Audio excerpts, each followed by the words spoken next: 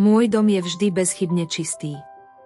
Nie je to preto, že používam nejaký silný čistiaci prostriedok, ale preto, že mám dobrý zvyk.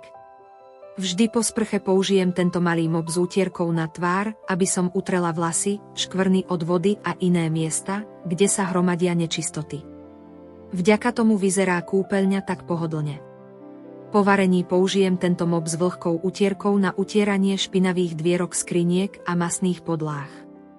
Nečistoty jednoducho vyhodím a ruky sa mi nikdy nezašpinia. Vďaka predĺženej rukoveti je perfektný na čistenie skriniek a okien. Nemusím sa ani namáhať dosiahnuť na strop.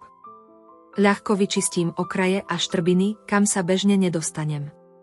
Flanelové handry, ako sú tieto, vyžmýkané, kým nie sú na 70% suché, sú obzvlášť užitočné na utieranie prachu. Jednorazové lenivé vaky Heavy sú ešte praktickejšie. Majú vlastnú čistiacu silu, takže ich nemusíte sledovať, keď sa zašpinia. Stačí ich vyhodiť.